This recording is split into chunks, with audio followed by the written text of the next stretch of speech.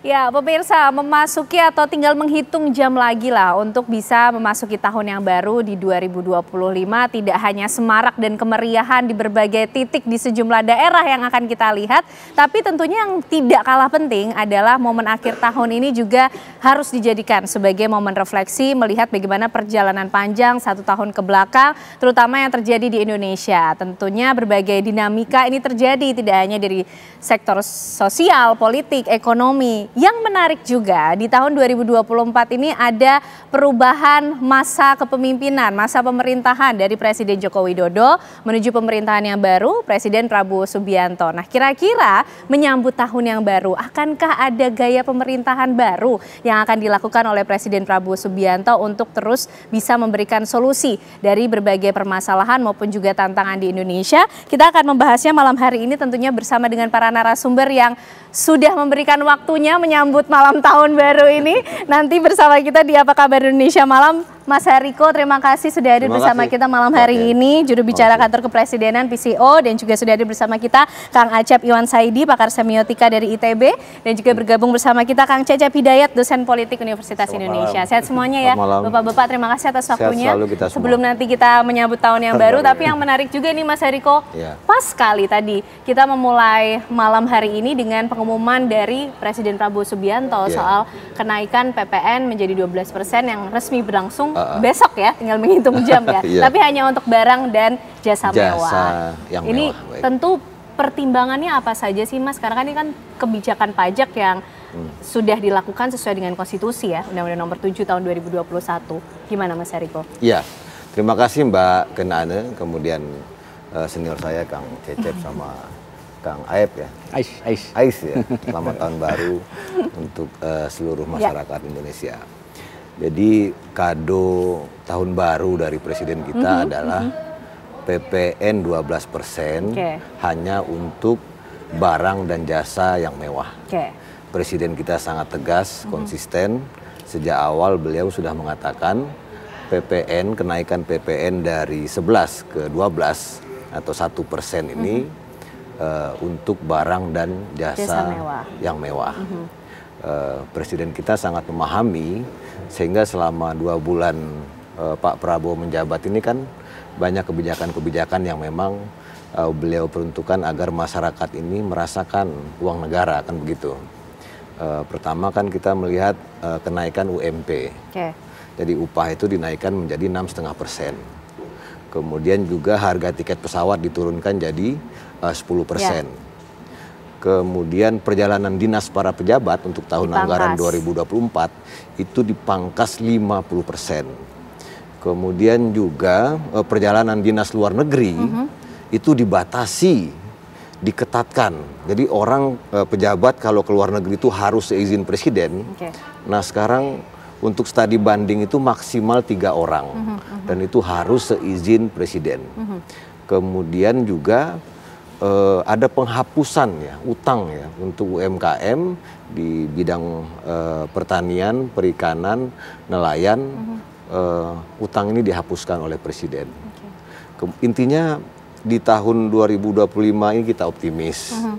Nah ada satu survei dari Ipsos ya. Ipsos ini lembaga riset dari Prancis. Nah, mereka tuh survei lebih kurang 23.000 orang di 33 negara.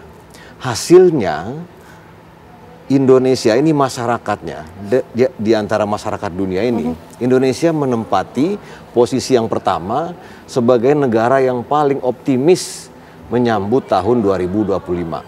Nah kita memang lihat modal kita kan sangat besar nih.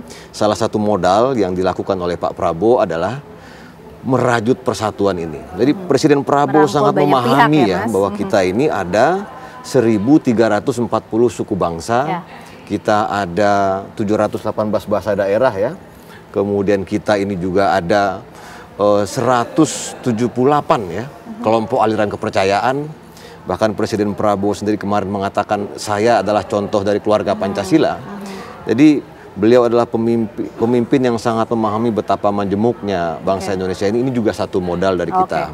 Dan di tahun 2024 ini yang patut juga kita doakan dan kita bantu adalah selama lebih kurang 2 bulan ini Mbak Ken, ada 50 titik di Indonesia yang terjadi bencana. Nah, pemerintah sudah menyalurkan berbagai bantuan dan masyarakat juga bergerak. Kemudian kita juga dinobatkan oleh Charity Aid Foundation, ini sebuah lembaga yang meriset. Kita juga berada di peringkat pertama. Jadi orang Indonesia ini adalah orang yang paling suka tolong menolong. Nah, yang terakhir kita melihat masyarakat tinggi sekali kesadarannya untuk memberantas korupsi. Tapi nah, yang kemarin Presiden sudah menegaskan seharusnya hukuman koruptor itu lebih berat. Jadi Presiden merasakan betul keinginan daripada netizen, keinginan daripada masyarakat agar korupsi ini betul-betul bisa diberantas dari Indonesia. Korupsi, judi online, narkoba, dan penyelundupan. Terima kasih. Banyak hal yang disampaikan oleh Presiden Prabowo Subianto, Kang Acep, ini menarik juga. Kalau kita melihat paling tidak 2 bulan ke belakang lah ya setelah Presiden Prabowo Subianto ini memimpin, tentang berbagai hal yang dilakukan, penyesuaian yang coba untuk dilakukan, dan berbagai kebijakan yang coba dilahirkan. Kang Acep melihat gaya kepemimpinan Pak Prabowo Subianto ini seperti apa sih sejauh ini? Apakah akan jauh berbeda nanti di tahun 2025 atau seperti apa, Kang Acep? Seharusnya berbeda dari yang sebelumnya, ya. Meskipun ada kata diksi yang populer dalam prosesi pemilihan presiden sampai sekarang itu adalah melanjutkan, ya. Tapi saya berharap bahwa melanjutkan itu adalah diksi politik, ya. Kalau dia diksi politik, maka sebetulnya dia digunakan untuk mencapai satu target tertentu. Dan targetnya adalah memenangkan pemilihan presiden. Dan itu sudah lewat. Sudah lewat. Sudah menang ya. Betul. Maksud saya artinya diksi itu tidak digunakan lagi. Gitu ya. Jadi tidak ada move on ke tujuan yang baru ya, Kang Acep, ya. Gitu ya. Tapi saya melihat ya beberapa hal di bidang saya misalnya ya, yang saya dekat dengan saya pendidikan misalnya ya. Saya melihat memang bingkai besarnya memang melanjutkan, tapi saya melihat di dalamnya ada perubahan-perubahan yang cukup signifikan ya. Dan itu kabar baik menurut saya ya. Itu kabar baik yang harus kita support ya. Tanda-tanda itu, meskipun kita harus masih mengujinya. Artinya kita memang memiliki harapan, di samping juga harus tetap memelihara kecemasan. Ya. Misalnya 2 hal yang baru ini aja ya.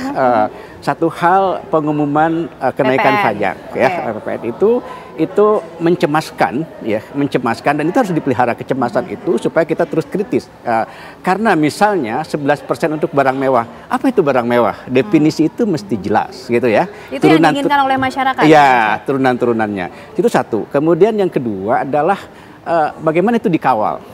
Ya, pengalaman menunjukkan bahwa di tingkat atas kebijakan-kebijakan itu seolah-olah brilliant, tapi di pelaksanaannya itu repot ya. Itu menurut saya butuh pengawalan ya. Dan yang ketiga juga butuh komunikasi yang baik, terutama dalam masyarakat digital hari ini, supaya dia tidak menjadi blunder perbincangan yang kesana kemari, di mana semua orang bisa berbicara. Jadi menurut saya itu harus ini. Itu kecemasan. Di sisi lain kita juga punya harapan. Pada saat yang sama sebelumnya Pak Prabowo mengkritik, tadi dijelaskan Mas Hariko, tentang korupsi ya.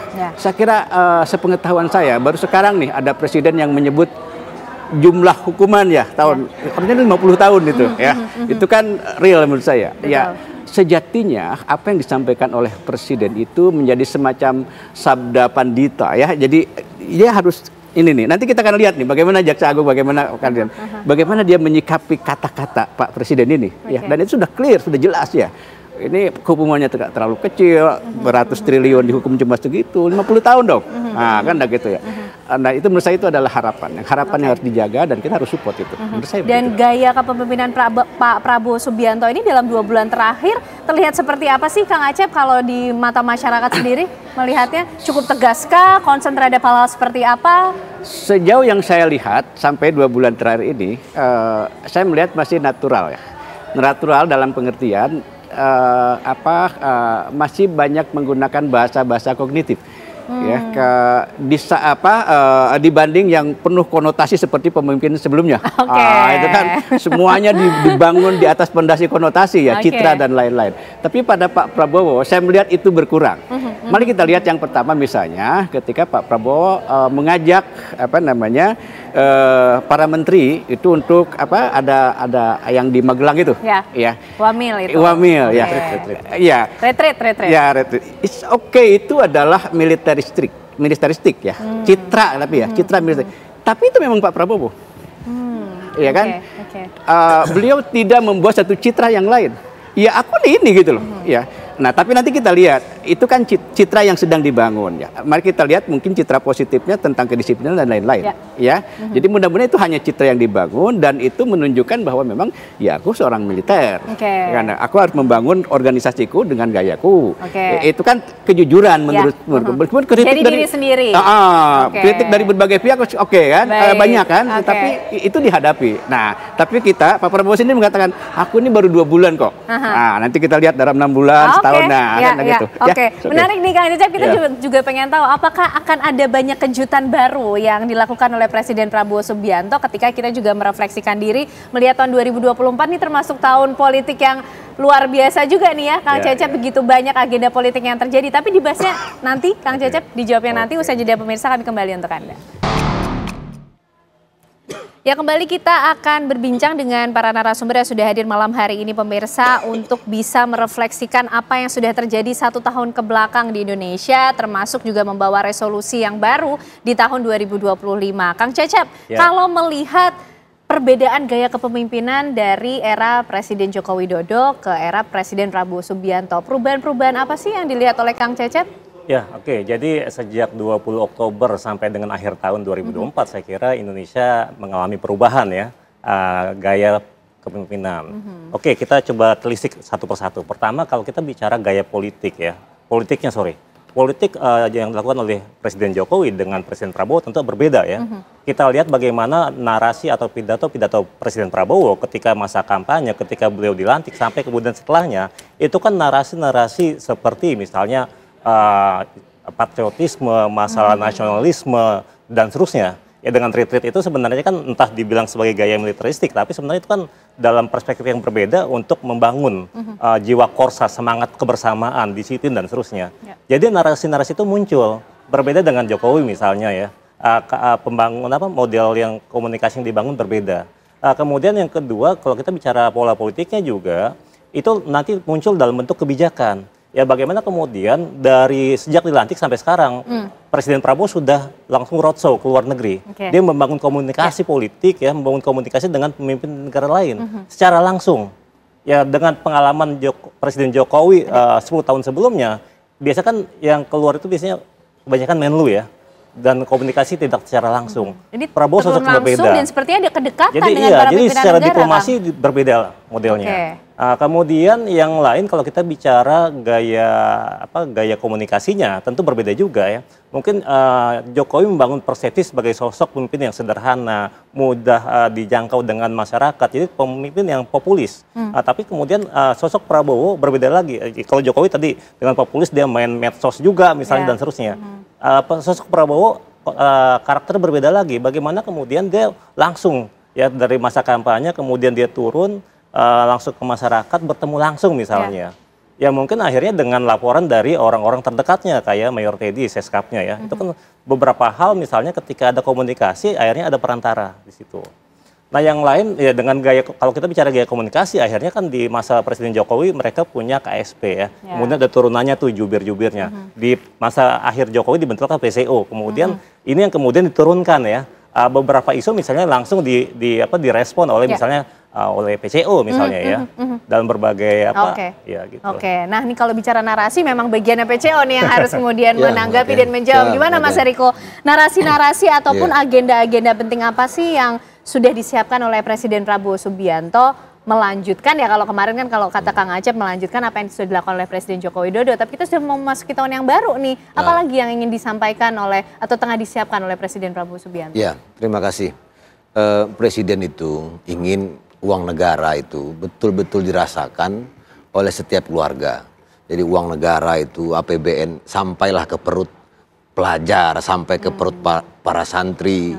Jadi fokus beliau memang bagaimana anak ini sejak dari dalam kandungan, kemudian bahasanya sampai ke kuburan itu nanti betul-betul dijaga oleh negara. Maka program yang selalu beliau sampaikan itu kan yang pertama kan makan bergizi gratis. Itu untuk ibu hamil, ibu menyusui, balita, pelajar dan santri. Kemudian juga pemeriksaan kesehatan gratis. Kemudian sehari setelah beliau itu dilantik langsung terbang ke Merauke. untuk swasembada pangan. Dan kabar baiknya di tahun 2025 ini kita tidak akan impor lagi beras untuk konsumsi, gula untuk konsumsi, garam untuk konsumsi, dan pakan ternak untuk jagung. Jadi intinya Presiden Prabowo ini ingin di tahun 2045 anak-anak kita ini mampu bersaing dengan anak-anak dari negara lain. Fokus-fokus beliau itu misalnya untuk renovasi sekolah ya. Sekarang itu lebih dari 50% SD sekolah kita itu mengalami rusak sedang, ringan, dan berat. SMP, SMA, SMK itu juga banyak sekali yang rusak. Itu juga menjadi fokus Presiden Prabowo. Makanya selalu beliau memikirkan gimana caranya perjalanan dinas ini dipangkas, kemudian uangnya digunakan untuk renovasi sekolah. Kemudian bagaimana caranya judi online ini diberantas, kemudian masyarakat tidak bisa menggunakan uangnya untuk kegiatan yang produktif. Kemudian bagaimana caranya penyelundupan ini dicegah, sehingga uangnya itu bisa kita gunakan untuk lebih banyak lagi yang mendapatkan makan bergizi gratis. Jadi kebahagiaan dari Presiden itu melihat anak-anak itu merasakan uang negara itu. Jadi intinya program makan bergizi gratis ini kan sederhana saja. Jadi memenuhi gizi anak-anak Indonesia, kemudian orang tua itu berkurang pengeluarannya. Kan di sekolah-sekolah itu ada orang tua yang punya anak 2 atau 3 yang kami dapatkan itu. Kemudian juga Kang Aep, itu sebelum makan bergizi gratis itu, para guru itu menjelaskan pesan-pesan dari Pak Prabowo, terutama pesan untuk menghargai setiap profesi. Jadi makanan yang sampai di kita itu ada prosesnya dari petani, dari nelayan, dari peternak, dari pekebun, kemudian dimasak, kemudian diantarkan, itu diajarkan bahwa ini profesi-profesi yang mulia. Tanpa ada profesi ini, kamu tidak akan bisa makan, kamu nggak akan ada energi, nggak akan bisa bergerak. Itu pesan yang terus disampaikan oleh Pak Prabowo karena beliau punya pengalaman pribadi. Jadi pengalaman pribadi Pak Prabowo itu beliau merasakan selama berdinas di tentara, masuk keluar hutan dan desa, itu dia merasakan kalau beliau kehabisan logistik, itu yang ngasih makan itu masyarakat. Nah itulah yang disampaikan oleh Pak Prabowo, jangan sampai masyarakat ini disakiti, termasuk kaitannya dengan PPN 12% ini. Jadi Pak Prabowo ingin kenaikan PPN 11 sampai 12% dan sekarang sudah terrealisasi, betul-betul untuk barang dan jasa yang mewah. Ya. Sementara untuk kebutuhan pokok itu 0% itu dipastikan oleh Presiden. Meskipun ini sebetulnya kan karena ada undang-undang harmonisasi pajak itu harus dijalankan ini pada 1 Januari 2025, tetapi jangan sampai masyarakat ini terbebani. Nah, jadi program-program lain tetap berjalan. Dana desa 71 triliun berjalan, semuanya tetap berjalan. Begitu Mbak Ken. Nah Kang Cecep gimana nih melihat narasi-narasi agenda yang ternyata juga sudah dimiliki oleh Presiden Prabowo Subianto lewat berbagai kejutan maupun juga kebijakannya ya untuk mengembalikan uang rakyat dan dimanfaatkan oleh masyarakat, dirasakan manfaatnya oleh mereka. Presiden Prabowo Subianto terlihat dari 2 bulan kebelakang ini sudah mempertimbangkan betul semuanya resiko, kemudian beban ataupun juga dampak dari setiap kejutan ataupun kebijakan yang dilakukan? Ya saya kira ketika beliau dengan pasangan yang maju sebagai pasangan capres-cawapres ya, itu kan sudah mulai disusun tuh program kerja kalau mereka terpilih. Kemudian itu diterjemahkan ke dalam Astacita. Itu yang kemudian diturunkan lagi ke masing-masing KL, kementerian lembaga. Dan harapannya memang kan yang tadi bicara kalau perbedaan Jokowi dengan Prabowo misalnya, ada misalnya Jokowi lebih fokus pada masalah infrastruktur, ekonomi ya dan seterusnya. Prabowo ini kan dia bicara masalah ketahanan pangan, ketahanan energi, ketahanan air. Itu turunannya banyak tuh kalau nanti baca ya di Astacita itu ya. Nah kemudian dari sana itu yang kemudian diterjemahkan. Ya bahkan dengan tim transisinya ya, itu kan sudah punya target pembangunan ekonomi 8%. Orang masih skeptis gimana caranya. Tapi mungkin Prabowo sampaikan ya kita harus pasang target. Kemudian ya tentu dengan tim transisinya dan sekarang tim ekonomi ya sudah dengan koordinasi dengan Bappenas saya kira itu kan sudah target ya. Dengan 8% dapat dari mana aja. Dan itu sudah ada, tinggal kemudian bagaimana memecahkan untuk 5 tahun ke depan. Dan karena ini periode pertama Presiden Prabowo, tentu Prabowo ingin sukses pada periode ini.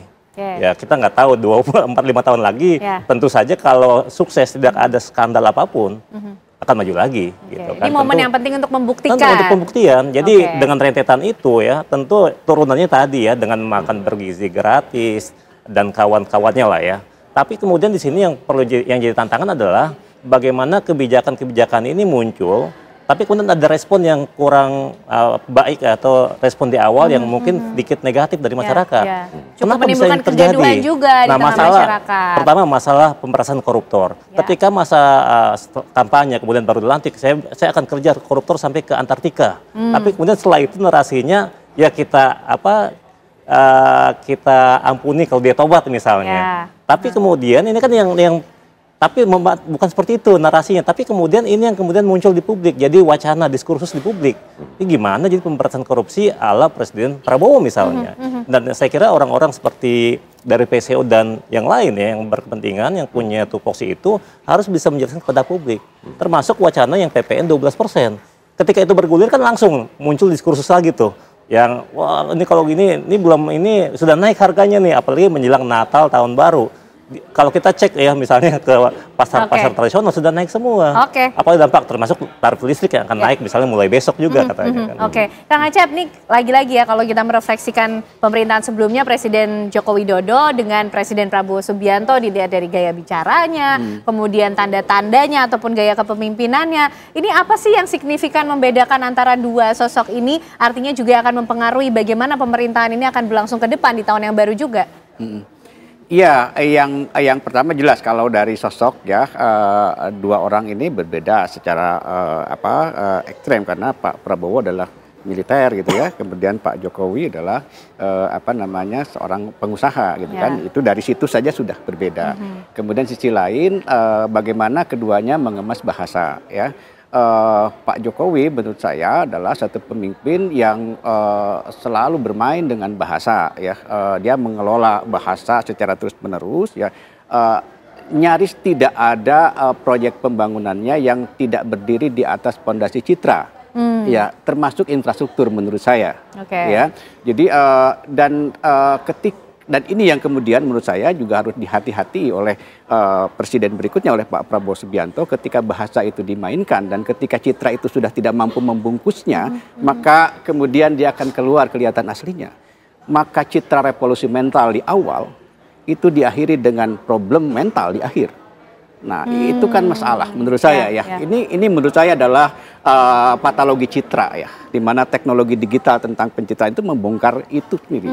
Dan saya melihat bahwa Pak Prabowo dengan timnya itu menyadari hal itu ya. Jadi ini jangan diulangi lagi. Artinya apa? Artinya memang Pak Prabowo pertama-tama harus menghormati dan memuliakan bahasa ya.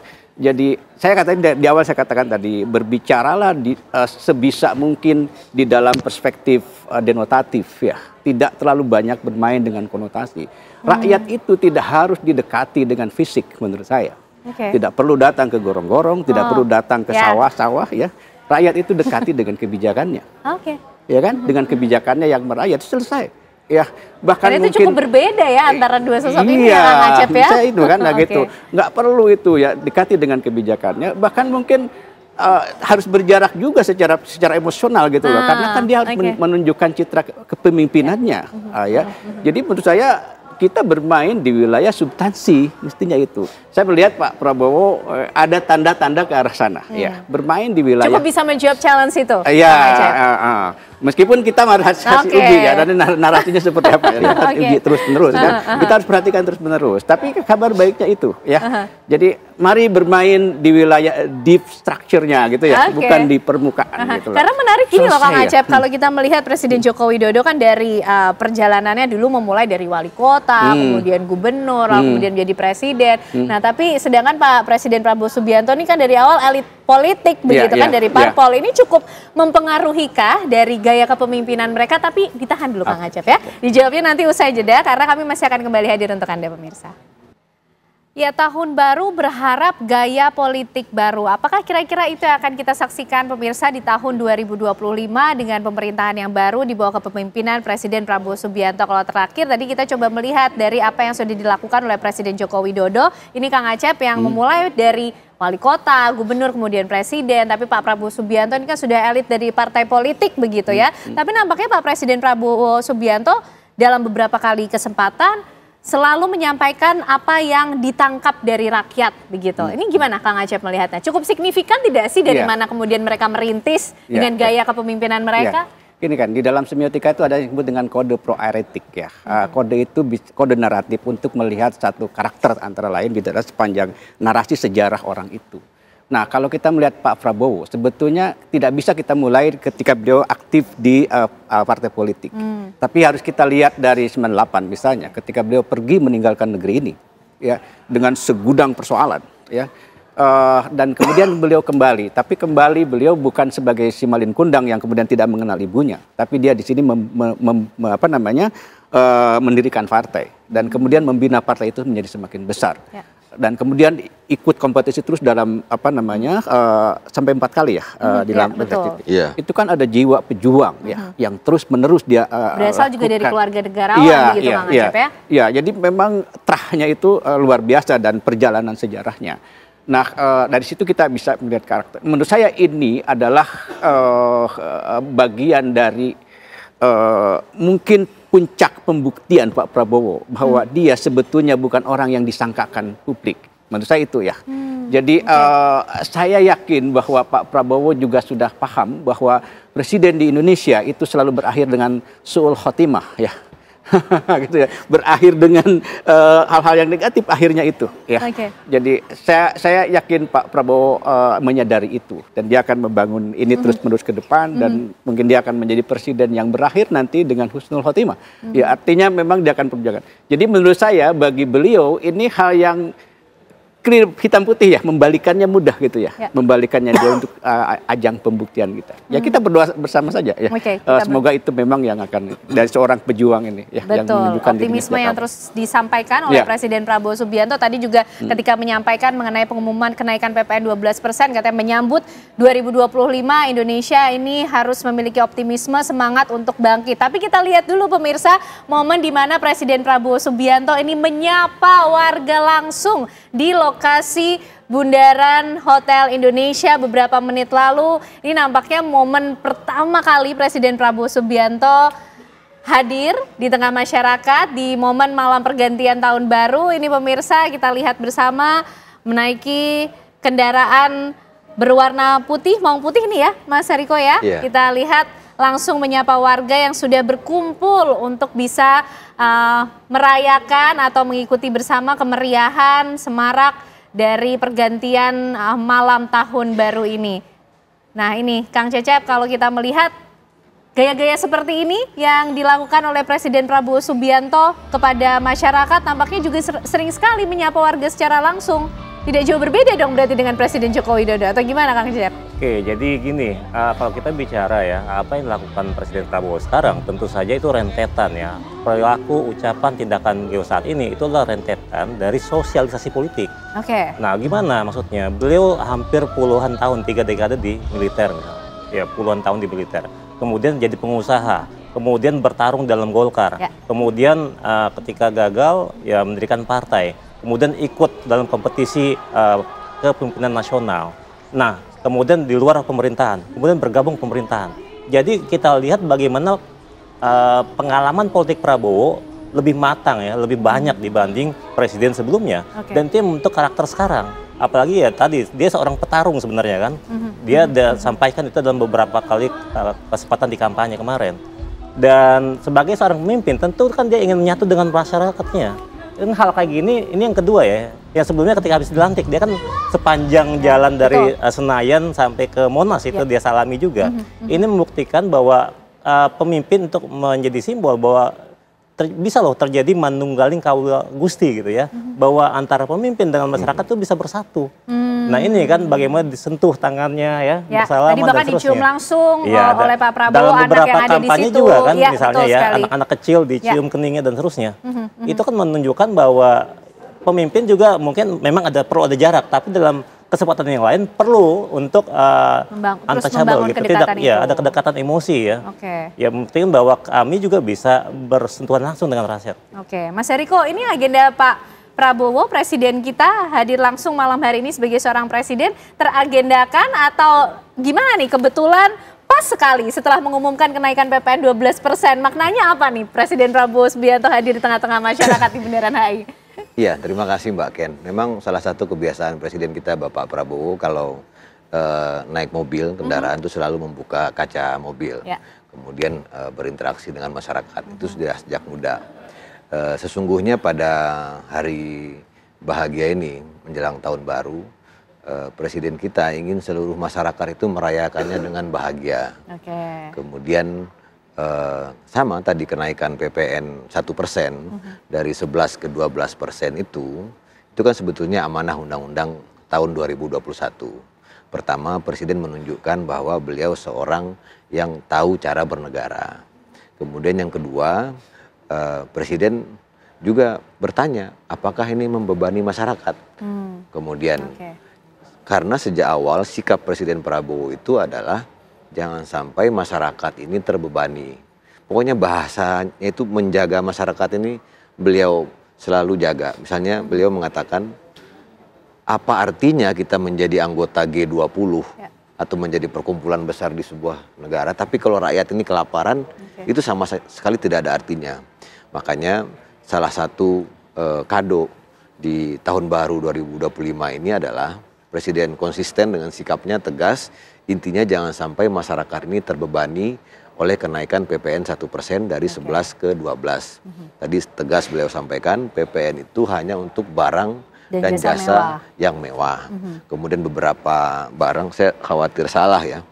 Misalnya untuk barang dan jasa yang dibutuhkan masyarakat tetap akan diberikan pembebasan PPN itu ya. Misalnya itu tarifnya 0% antara lain kebutuhan pokok, beras, daging, ikan, telur, sayur, susu segar, jasa pendidikan, jasa angkutan umum, rumah sederhana, air minum dan lain-lain. Jadi akan ada juga paket stimulus bagi masyarakat yang nilainya mencapai 38,6 triliun. Banyaklah intinya, termasuk nanti pengeluaran orang tua juga berkurang. Ada makan bergizi gratis, kemudian ada pemeriksaan kesehatan gratis, ada renovasi sekolah, ada beasiswa, ada dana desa dan lain sebagainya, komitmen untuk kesejahteraan guru, kemudian kenaikan gaji UMP 6,5%. Kemudian harapannya sederhananya begini. Di tahun 2025 ini kan bahasa Pak Prabowo itu kita puasa dulu, kita ketatkan semuanya dulu. Nanti kita bisa mengumpulkan uang banyak di tahun 2025 ini.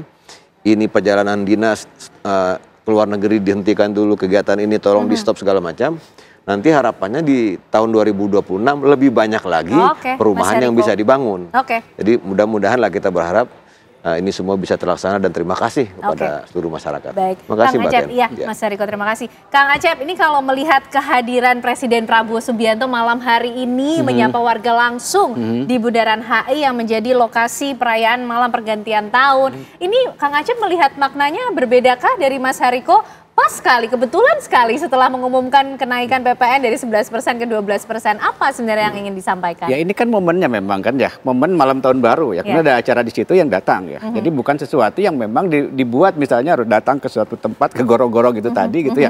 Jadi ini memang momennya datang ke situ dan Pak Prabowo kan memang dalam beberapa hal mengadopsi gaya Soekarno ya, baru berpakaian, naik mobil kap terbuka, nah kan itu ya bersalaman dan itu ya. Jadi saya melihatnya sebatas ini itu ya. Jadi bahwa kemudian tadi sebelumnya mengumumkan apa namanya kebijakan baru ya, apa yang menurut saya itu tadi mencemaskan itu ya pada saat yang sama kemudian memang momennya pas gitu ya, momennya tepat. Menandakan apa? Apakah seperti memberikan jaminan kepada masyarakat bahwa Presiden Prabowo Subianto akan terus hadir di tengah masyarakat di balik berbagai kebijakan mungkin yang harus diambil oleh seorang presiden? Ya, saya katakan tadi bahwa kehadiran itu tidak harus selalu fisik ya, kehadiran itu, tapi justru di dalam kebijakan ya, di dalam kebijakan yang itu ramah dengan rakyat. Kalau tadi misalnya kita lihat PPN 12% itu, kan tetap itu untuk kelas menengah, kelas atas terutama ya.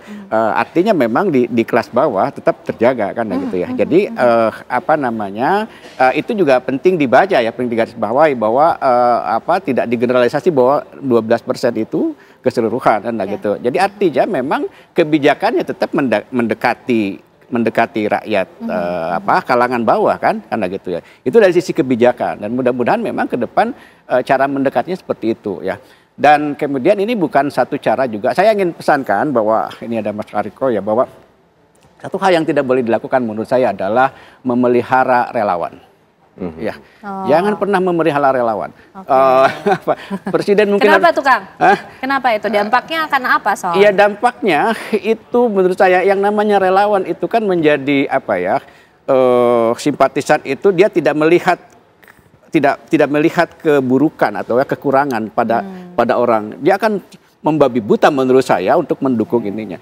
Dan presiden menurut saya hati-hati dengan itu. Ya, karena itu bisa jadi bumerang gitu ya, bisa jadi bumerang itu kemudian akan menjadi menimbulkan konflik horizontal di bawah ya. Kita melihat kok oposisinya seperti itu, tapi ini kok relawan dan itu menurut saya hal yang perlu dijaga ya, perlu dijaga bahwa kita dekat dengan pemimpin harus dekat dengan rakyat ya, dengan publik ya, tapi tetap harus proporsional gitu loh ya. Tetap harus proporsional. Saya ingin tambahkan sekali lagi. Dulu ketika 2014 saya menulis panjang tentang Joko Widodo sampai 40 halaman tentang model kepemimpinannya. Tapi kemudian di akhir saya katakan bahwa kalau memang ini keluar dari citra yang dibangun itu, maka saya adalah salah satu orang yang pertama-tama akan mengkritisinya. Ya akan dalam tanda kutip akan memberontakinya ya.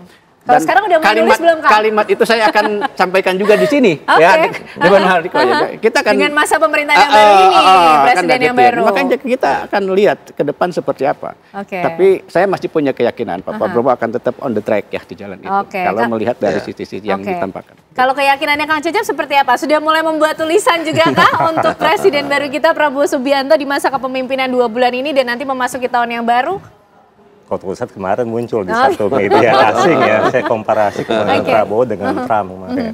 Nah, tapi poinnya begini lah, di tahun ini udah nih yang terakhir ya, jadi masuk ke tahun 2025 saya kira ini tantangan juga buat seorang Prabowo ya sebagai seorang presiden. Ini jadi momentum politik sebenarnya. Bagaimana apa yang telah disampaikan beliau di masa-masa kampanye ya dengan asta-cita, dengan berbagai pesimistis ya, orang melihat pertumbuhan 8%, bisa apa enggak? Orang melihat makan bergizi gratis, makan siang gratis jadi makan bergizi gratis buat anak-anak SD yang jumlahnya jutaan, yang pengeluarannya di total berapa? Bisa nggak kita? Nah, ini semua yang harus dijawab oleh Prabowo sebenarnya. Karena targetnya cukup tinggi, gimana Mas Eriko? Ya, terima kasih Kang Cecep. Ada satu hal juga yang penting kami ingatkan di tahun baru 2025 ini. Utamanya kepada yang kami hormati ibu bapak yang sudah terlanjur menaikkan harga. Karena ada seorang konten kreator kemarin yang mengatakan kenaikan harga ini bukan karena kenaikan PPN 1% dari 11 ke 12. Tapi dia mengatakan ada teori ekspektasi dalam ekonomi. Jadi kalau ada isu hoax, ada disinformasi, ada fitnah dan ada kebencian, itu bisa juga menaikkan harga. Jadi mohon kepada ibu dan bapak yang sudah menaikkan harga, tadi presiden sudah tegas, intinya kenaikan PPN 1 sampai 11 sampai ke 12 itu hanya untuk barang dan jasa yang mewah. Sementara kebutuhan pokok harian itu tidak naik. Tidak ada PPN-nya. Karena ada juga yang memanfaatkan ini untuk menaikkan harga. Kenapa ini naik? Kan PPN naik. Padahal yang terkena PPN itu hanya barang dan jasa yang mewah. Ini dengan segala hormat ya kepada para konten kreator. Tapi kami juga melihat dukungan yang sangat besar dari para konten kreator terkait dengan pemberantasan korupsi dan judi online. Ini terima kasih kami haturkan. Baik. Tinggal menghitung jam lagi, kita akan memasuki tahun yang baru 2025. Harapannya tidak hanya diliputi oleh kemeriahan dan juga kesemarakan, tapi juga menjadi momen refleksi dari apa yang sudah berlangsung 1 tahun ke belakang dialami oleh Indonesia dengan berbagai dinamika yang ada. Pesan dari Presiden Prabowo Subianto tadi menyambut tahun 2025 dengan bahagia, dengan optimisme dan juga semangat untuk Indonesia yang bangkit. Kita tunggu nanti tanda-tanda baru dan juga harapan baru tentunya dari pemerintahan yang baru. Selamat tahun baru Mas Eriko, Kang Acep, Kang Cecep. Terima kasih sudah menyempatkan malam pergantian tahunnya bersama kami di Apa Kabar Indonesia Malam.